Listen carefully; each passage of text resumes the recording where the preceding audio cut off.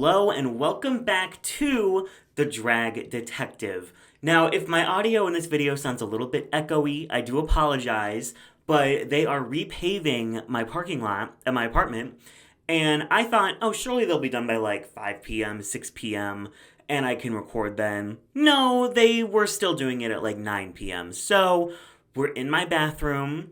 It looks like I'm like hiding away from a serial killer or something, but no, I simply just can't record anywhere else because all you can hear is a very loud construction machine thing. So we're in my bathroom, might be a little echoey. We'll try and fix it in post.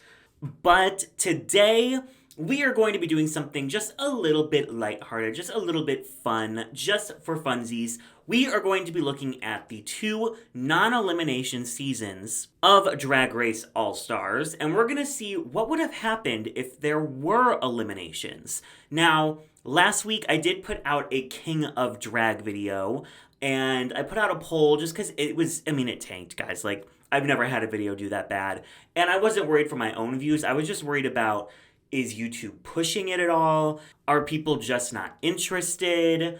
If you've watched King of Drag or were thinking about watching King of Drag, you should absolutely go watch that video right now. I'll put it up in the right-hand corner. It is spoiler-free, so if you haven't seen it or are thinking about seeing it, I do not spoil anything except for the format. And if you're really just not interested in watching a Drag King show, I think you should ask yourself, why is that? Especially if you're willing to watch Dragula and 20 international iterations of Drag Race and Camp Wanakiki and Drag Duel. Why not watch a Drag King show? Really look at yourself and ask yourself, why not? You might not like the answer that you come up with. So go watch King of Drag and go watch my video on it. So, getting into this video, I'm sure that not every decision made here will be beloved, but I'm going based off of what I think the judges would have done, based on their judging, based on their opinions. This is not like an unrigged version.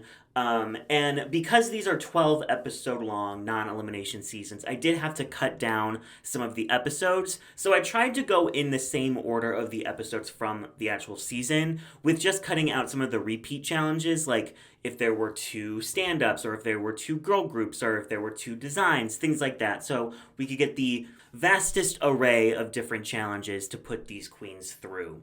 I also implemented a double save in both of these seasons so that the episode count would go to 8, which is what the Drag Race All-Star seasons used to be anyway, for like All-Stars 2 and I think 3.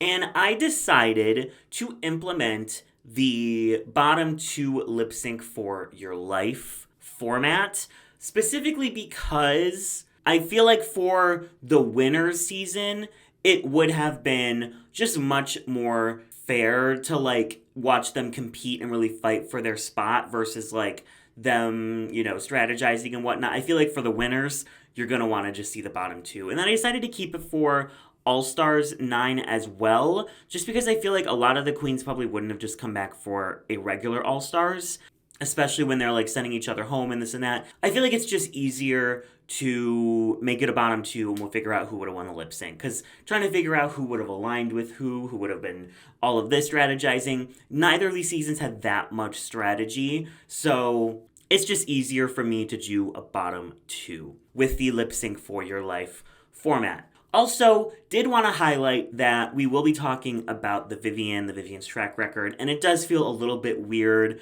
to be like putting her into these what ifs as she's unfortunately no longer with us, but it also doesn't feel correct to like leave her out. So I don't know what the correct answer was. I decided to leave her in, and we'll talk about her run, and we'll talk about how she would have done in this format. But I also wanted to highlight that there's a wonderful documentary film called Dear Viv coming out soon. All about her life, all about her death, and kind of just celebrating everything that she brought to the world of drag. So I'm very excited for that. I'm sure I'm going to be sobbing my eyes out the whole time. We miss you, Viv. So getting into All-Stars 7, we have 8 queens. And in the very first episode, they did the Legends Girl Group Challenge. So the song was Legends. It's kind of forgettable. It's not that great. But a lot of the queens did very, very well. The top 4 from the actual episode, I picked the top 3 from. Trinity was in the top for this episode, but I don't know why. Like, she missed a lot of her words. Her verse wasn't the best. She did have one of the best runways, but I feel like she could still be easily safe. So my top 3 for this episode that the judges picked from were Shea Coulee, Monet Exchange, and Evie Oddly. I feel like they all did super, super well in the challenge. They all had fun runways. But while Monet and Shea were absolutely the correct top 2 for this episode, one of them just really brought it, specifically on the runway. So I chose the winner of this episode to be Shea Coulee. And we see that, she kind of doesn't have this huge standout moment again on the season until the very end. But for this premiere, Shea absolutely knocked it out of the park and slayed it. So her winning this just makes absolute sense. Now, as for the bottom 2, I feel like there are 2 performances that are just like, they're not bad, they're just extremely forgettable. And they're kind of the only 2 that weren't standouts for me, except for Trinity, but the judges clearly love Trinity. They put her in the top. So if I'm doing this based on what the judges would have done, I think the bottom 2 would have been the Vivienne and Raja, leaving Jinkx, Trinity, and Jada as safe. Jada had a super fun verse. It was funny. The judges laughed. She had a really fun runway. And Jinkx had one of actually my favorite verses. I would have put her in the top over Trinity easily. And she also had one of the best runways. So that kind of just leaves the Vivienne and Raja, who weren't bad. They were just a little bit forgettable. Viv decides to sing her verse, but it's like a very slow singing cadence. And when you only have 4 bars, I think she literally only sang 2 lines, which wasn't a ton and didn't tell us a lot about, what she was bringing to the season, things about her, etc. Like some of the other queens that rapped or sung a little bit faster were able to express. And on the runway, her look is good, but I just don't think it's up to the standard of some of the other queens on this runway. And then Raja, the girl groups just aren't her thing. I think, Raja can excel at comedy, Raja can excel at design, Raja can excel at fashion. She can basically do it all. She can even perform, but I don't think in a girl group format, that's Raja's strength, and I think we saw that here. I think she did an okay job. I don't think her verse was bad. I just think that, if I'm ranking the verses, hers and Trinity's and Vivienne's were my 3 least favorites. But Raja did have a wonderful, incredible runway. So that at least would be going for her, but I still don't think it would be enough to push her out of the bottom here. So we are going to see Raja and the Vivienne lip sync to Old MacDonald Had a Farm, casually, why not? I actually think this was a really fun lip sync choice, and it was a really fun lip sync between Shea and Monet. And I think it would be really good between Viv and Raja as well, but I really do feel like Viv would slay this. This is just her bread and butter, being able to do comedy and lip syncing performing. That's kind of where she excels the most is comedy. So I do unfortunately think Raja would be the one to go home first. And I know I'm going to get so many comments on this video. Derek, blah, blah, blah, blah, blah, blah, blah. It's for fun. This video is for fun. We're having fun. It's not real. None of this is real. If you disagree so much and you want to make your own track record chart, please tag me on Blue Sky and I would love to see it. But unfortunately, one of my favorite queens on this season, Raja, would be the first to go home, which is a travesty, but I do feel like it is what would happen in this scenario. So moving into the Snatch Game, this is a little bit harder to judge because they did 2 characters, which I loved. But it's also hard to judge because some people were great in the first set and then bad in the second, or vice versa, or they were mid in both, or they were it's harder to judge when there's 2. But I do feel like the clear, obvious winner of this episode would be Jinkx Monsoon. Many people feel like her Judy Garland is the greatest Snatch Game performance of all time, so it just makes sense. And her Natasha Lyonne was wonderful as well. And I think the other 2 queens who truly stood out and excelled in both of the Snatch Games this episode were Monet, specifically with her Mike Tyson. That was so funny.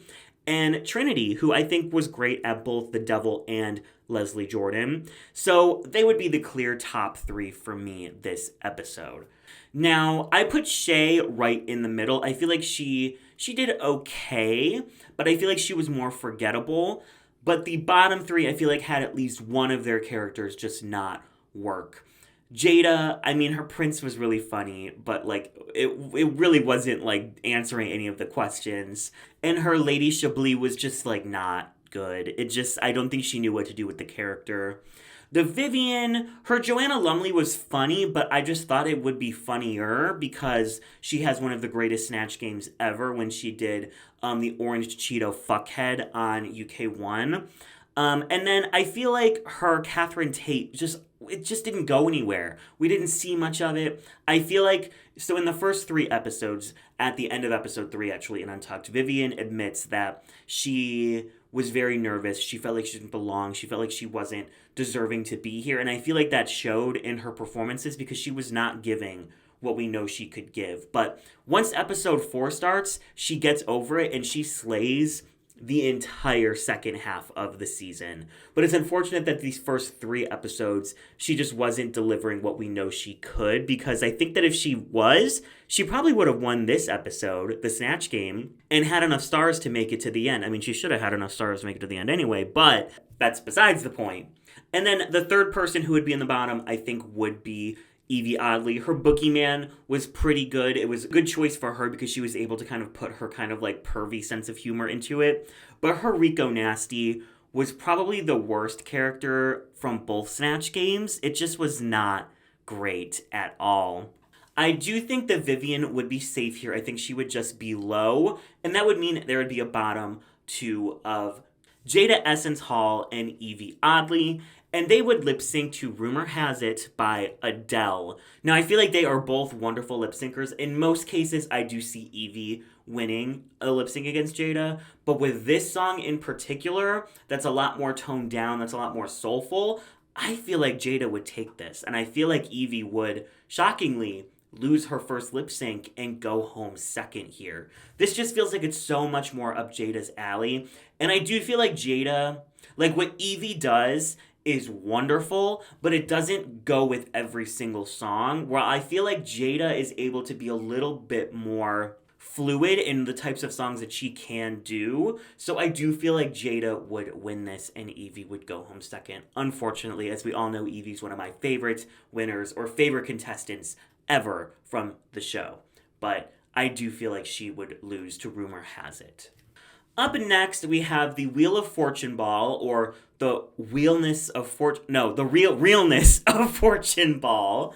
And there were 3 categories. There was before and after, which is basically like mashing 2 things together, like a bag lady and a lady in red, or whatever happened to Baby Jane and Jane Fonda. There was Vanna White Realness, which is basically just like, give us an elegant gown that you could wear hosting a game show. And then there is the Realness of Fortune Eleganza that they had to make themselves based off of a different location in the world that you might win a trip to on Wheel of Fortune. So, who were the standouts in this episode? I think Trinity was a huge standout. This design look is one of my favorite design looks of all time. And I feel like all 3 of her looks really just knocked it out of the park. Jada was obviously a huge, huge standout. And I also think Shea was a huge standout. Shea, her wedding gown was beautiful. Her other looks were beautiful. But I do think the top 2 from this episode of Trinity and Jada was correct. Picking the winner between these 2 is going to be very hard because I feel like they each took it in different categories. Like, I think Trinity won the Vanna White category. This is just a beautiful, beautiful dress. It is so detailed. It is so stoned. I'm sure this weighed 50 million pounds. I feel like Jada won the before and after. I think that Trinity's is really cute, but Jada's is just like really cunty. And I think it comes down the tiebreaker to the final look, which they both did so well at for completely different reasons. I think Jada had so much patterning that she had to do in order to get all of these different fabrics and textures together. And it just feels very different for Jada, but it just like works. And Trinity is using a very difficult material. It's this vinyl kind of latexy material with lots of cutouts. There's very intricate things going on. And so neither of these are easy to make.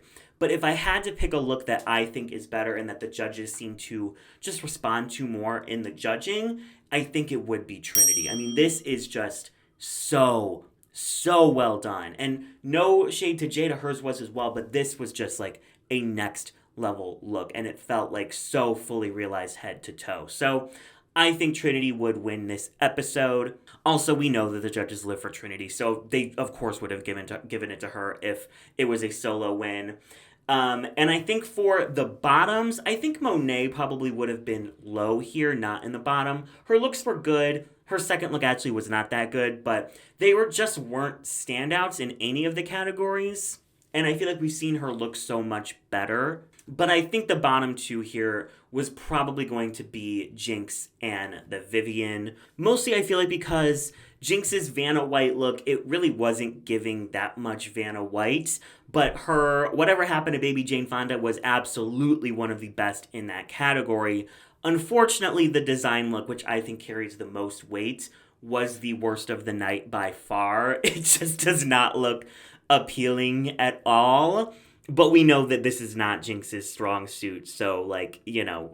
But also, we also have to take into consideration that, like, for these seasons where they know they're not going home, like, there's not really anything to keep you from just not trying. You know what I mean? Like, if you can't sew when it's a sewing challenge, you know you're not going home, so why would you put in 150%? Whereas if it is going to be people going home, I'm sure they would have tried a lot harder in some of these challenges, specifically on All Stars 9. So, you know, maybe Jinkx would have tried harder and made something even better. But again, this is just a fun video. We're just going to look at what they delivered in this moment.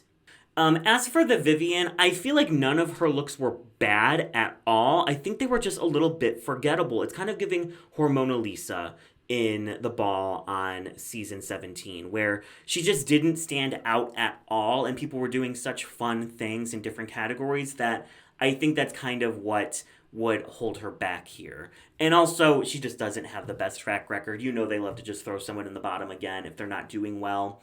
And I just don't think that Monet did as bad, specifically in the last category, as the other two. And Vivienne didn't do bad in the last category. It's just a really pretty dress. You know what I mean? I think it needed more embellishing. I think it needed more something to bring it up to the level of an all winners season. So I do think that the Vivienne and Jinkx would be in the bottom. And they would lip sync to Green Light by Beyonce, which is neither of their wheelhouse songs. Like, neither of them would ever perform this song. But I do think, you know, the Vivienne was in the bottom those first 3 weeks, and Jinkx already had a win. So even if neither killed it, I think that Jinkx would stay. And unfortunately, the Vivienne would go here right before she really started killing the competition, which is very unfortunate because episode 4 was hers. It was hers, you know what I mean? But we now have our top 5 going into the improv challenge, Fairy Tale Justice. I feel like they just would have had like one scene. It wouldn't have been put into 2 scenes if they only had 5 people. And 3 of the people who I think did absolutely incredible, who all would have been in the top, Vivienne, Evie, and Raja, are gone. So this challenge probably would have been a lot worse, but it makes the winner even more clear with Jinkx absolutely winning this. And I think the only other person left who did well was Trinity. So I think Trinity would be high.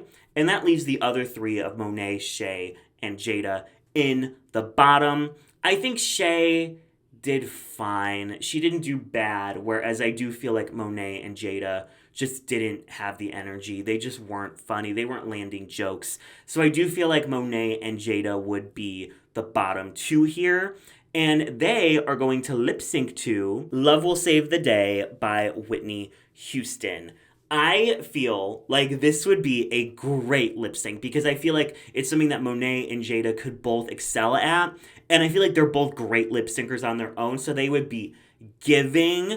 This would be the double save. This would absolutely be the double save. Neither Monet nor Jada would go home.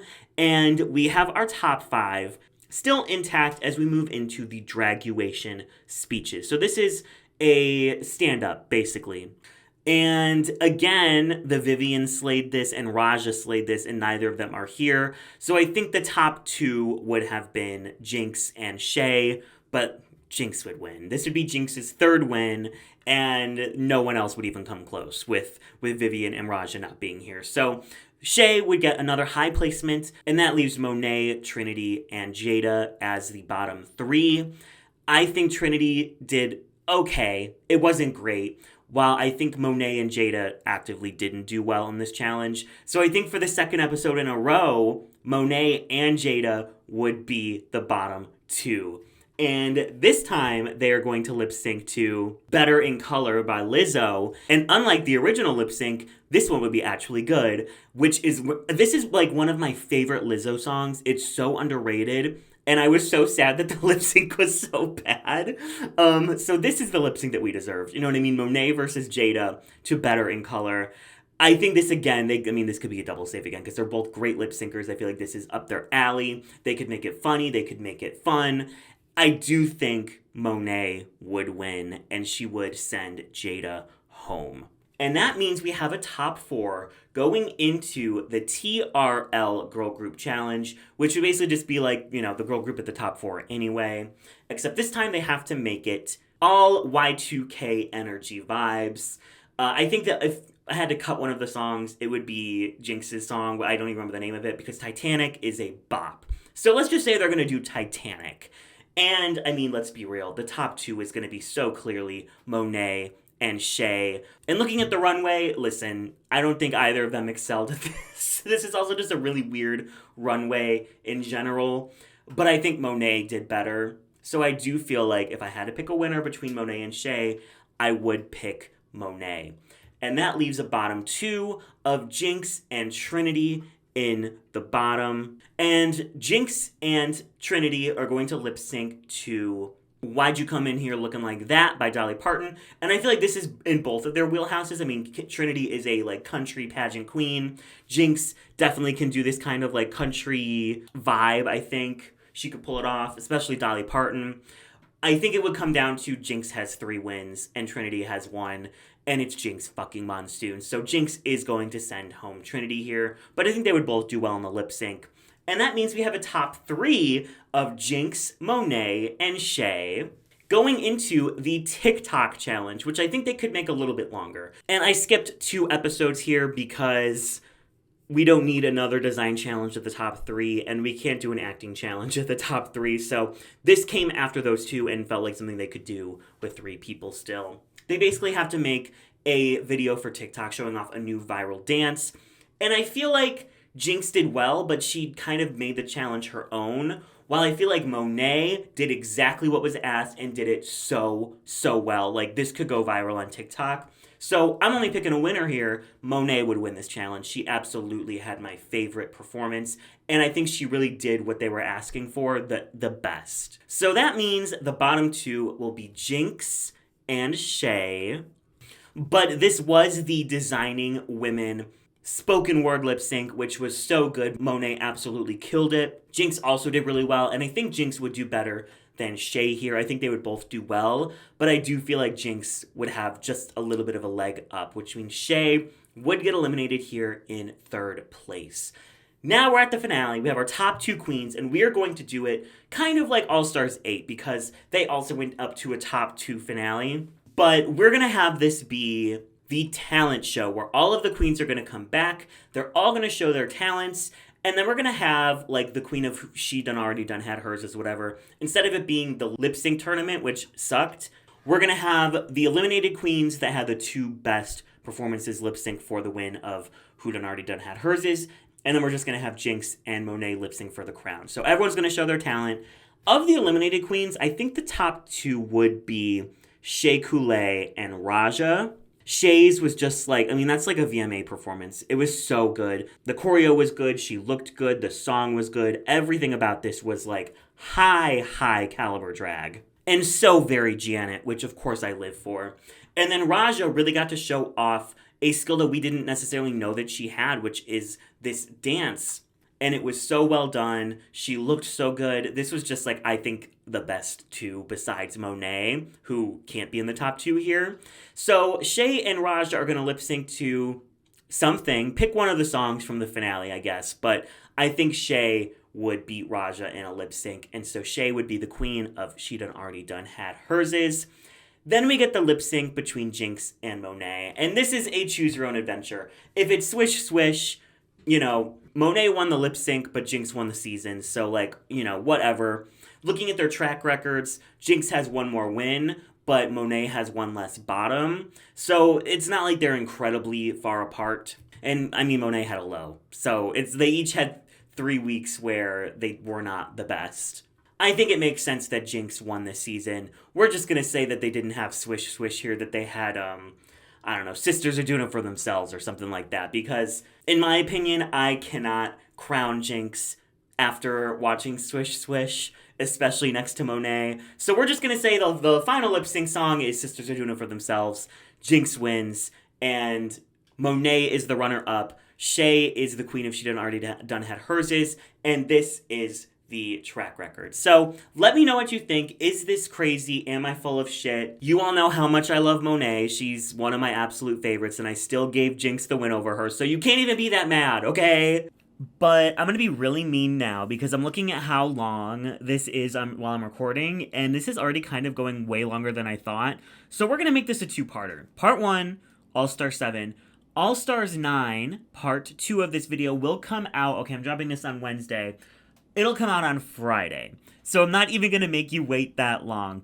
And, oh my gosh, me and Black Boy are doing the rigged recap right now for Slasion Royale, which so far has been wonderful. So if you're missing some rigged recap in your life, I have Black Boy, the international ambassador of drag, and together, me and him will go through every episode of Drag Race Philippines Slasion Royale.